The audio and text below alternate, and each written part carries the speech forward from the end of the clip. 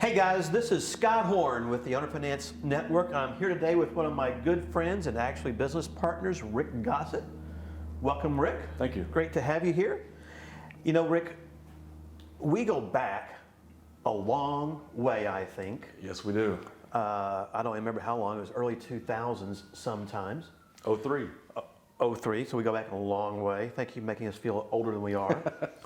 But for our audience, tell them what you were doing back in 2003. So I was running a real estate investor club in Waco, Texas back in 2003. And now, of course, in 2003, you didn't have Chip and Joanna back then, did you? No Chip and Joanna. But now you do. Yes, we do.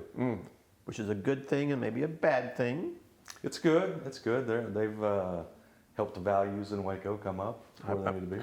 Which is great for everybody else and bad for us investors sometimes, sure, I get. Sure. So when you're there running your REIA, were you also in the investment game as well? I was. What were you doing? Just buying houses, retailing, or? So I was buying and flipping. I was also doing a little wholesaling. And I was doing, back then you could do lease options. And so instead of doing a traditional owner finance, we were doing lease options. And of course, unfortunately, they changed our laws in Texas along the way, which kind of curtailed that a little bit, right? Yes, they did.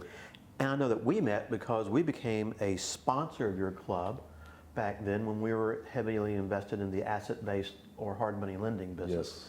So we got a chance to hang out a bit and talk a bit and meet all your club members and whatnot. And over time, you get to know everybody a little bit down there. And that is great. But what we're here to talk about today in this segment is partnerships.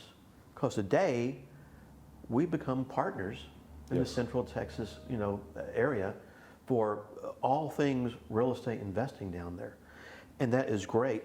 And for me, Rick, at least I'll tell you how I look at this, would love to hear your input, is, I didn't just find you out in the corner of the street someplace or in some, bandit sign per se. Sure. I've actually known you for a long time. There's a lot of longevity to our relationship where over the years we had talked a little bit here, a little bit there. I know when the real estate crash hit, everybody kind of jumped ship across the board. Yes. I think you actually went to the South Austin, even San Antonio area for a bit before you came back into Waco. But, when you're starting to look at a partnership and put things together, finding someone who's brand spanking new to get in business with is hard to do. Yes. And I feel comfortable about having longevity. How about you? Very comfortable. You like those things? Love experience. Yeah. Another thing that I always try to do is, and I have created some partnerships over the years with some really great people.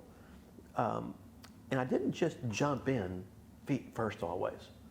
Although I've done that once or twice and it's worked out very well, but normally I like to at least find out who it is I'm talking to.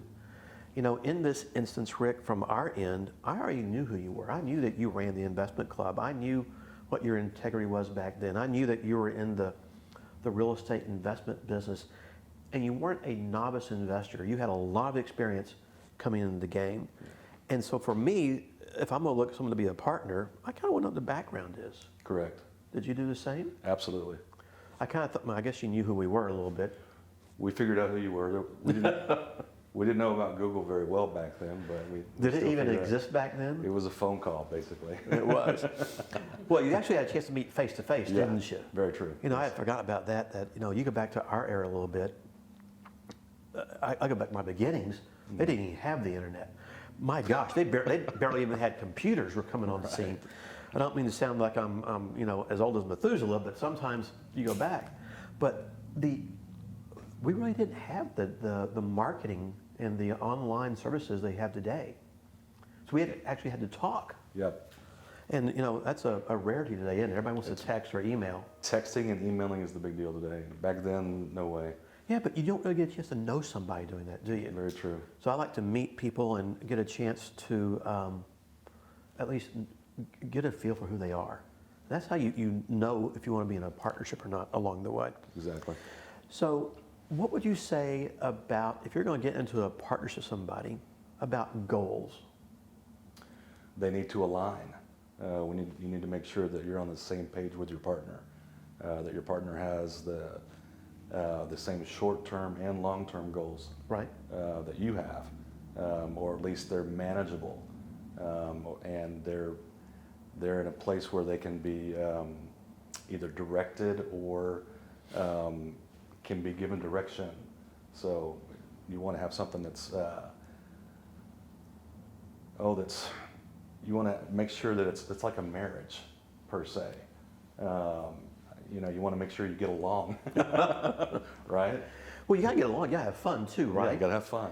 I've seen some partnerships that are just, it's like you're butting heads all the time. Yeah. That is not worth it. True. I know in what we get a chance to do, we have a lot of fun always, and it makes business fun. Yeah, we got to do work, but we get there and have business. But I really like that part though about having goals and being on the same page. Yes. Oh my goodness, because I don't care who you are in business. You may have one goal, I may have another goal, but they need to be working towards the same direction, the same end goal. Exactly. And you talked about short and long term. I also look at things like exit strategies. What's a reasonable exit strategy? Because life changes. Yes. I get that from all various purposes, and you've got to have at least discussed long-term exit strategies along the way, and have those tabled someplace out there. One more thing I think that, as you talked about that came to my mind was flexibility. Yes. And I have found so many people who are so rigid in their thought process. So it's my way or the highway. I don't think that works in a partnership. It doesn't. You got to be able to go both ways and work together. That's one of the things I love working with you and your wife on right now, because we're able to talk about the projects. And I know we're doing lots of things from lending to buying rental homes, creative finance, seller finance homes, building houses actually with the intent to owner finance. Mm-hmm. But we talked about both short-term, mid-term, and long-term strategies. Correct. So we kind of got all that out of the way up front. So I want to make sure that our audience understands those kind of things, along the way. What about money? Is that an important part in a partnership? A very important part of a partnership. What happens? You have all the money, and so we're partners. I wish that was the case. And so I got to come back and say, well, you have all the time down in Central Texas, which is why we're partners. Exactly. But by the way, that's a good point, though. It is. One of the things I thought was so dynamic about this is, we look for good people to work with. I look for honest people. I look for hardworking people. People who have similar goals. Yes. And all this did align up for us. But we did have some resources that you may not have had. I know we're working together to create mutual resources at the same time, which is great. Absolutely. But you had something we did not have, which was that time and access. One of the things I've learned about business is you can't do everything by yourself always. It's hard. And when you can have a partnership, whether it's a business partner, a wife who's in business with you, whatever it might be, in that regard, you get a lot more done sometimes. Yes. And I found that when you work, sometimes working together as a group, even though you might divide things up 50-50, you get more done, and you actually are able to accomplish more. Do you feel the same way? Oh yeah, absolutely. So, we were talking a minute about money. And I think money is one of the most important issues in any partnership, just because money will always be an issue. It's an issue in relationships, right? Yes. It's what they say about divorce is just the number one cause of divorce is money. I think so. It's probably the same in a partnership, right? Yeah. And so you got to take a moment and talk about, money. Where does the money come from? Who's going to pay what at what time, right? Mm-hmm. Who's going to pay what bill? Because it becomes a very important issue. If you don't talk about it up front and it arises, you've discussed it, it becomes a little thorn in the side. It's a big thorn. It can be a very big thorn. So we want to do those kind of things. So when you're looking at a real estate deal, Rick, what kind of money issues come up that you see? So there's obviously, it depends on the kind of deal. There's money to either put down or there's money to buy the whole acquisition.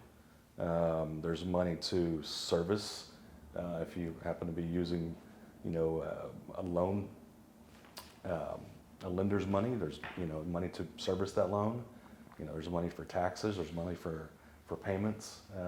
There's contractors that got to be paid. There's utilities. I mean, there's the whole gamut. And someone's got to pay all that, right? That's correct. Well, I used to say it grew on trees in the backyard. My kids would say those kind of things, but it really doesn't. Right. And you've got to discuss this because it becomes an issue. Who's going to put the money up to buy the property? Who's going to do the rehab money if you're doing a rehab? What about if a house goes vacant if you're renting it? Or what if you run into a bankruptcy issue? Who pays for all these fees and how is it addressed? And not just the immediate need for that capital, what about the longer term need of it? I mean, all these things become issues in a partnership like anything else that arises out there. You know, also as as you well know, I'm an attorney who's in the real estate investment business heavily. And of course, the real estate side is so much more fun than the legal side. But the legal side teaches you, put everything in writing. Yes. Spell it out, right? Absolutely. And who's going to do what, responsibilities, how things are meshed. And I know you don't have to get down to the nth degree, but you want to have things out there so that everybody's protected. Well, you want to, I believe in structuring entities together with partnerships. So you want to have your entity structured correctly. Oh, well, I do too, yeah. So you know that, you structure entities. So we have an entity between us. Yes, we do. So that's the way to go. And we set it up where everybody's protected in the transaction. Absolutely. And again, we all understand what to do out there. I find that as you get out and if someone's going to go out and create a partnership with somebody through an entity or whatever that might look like, et cetera, when all the stars come in, start to align, right, it can be a lot of fun. It can. And things get set up in a proper way out there. But you got to protect everybody. You got to talk about money. You got to go through all these kind of issues. You got to talk about accounting, filing taxes. But no, I find if you do all that stuff right, you take the time and you talk about it right.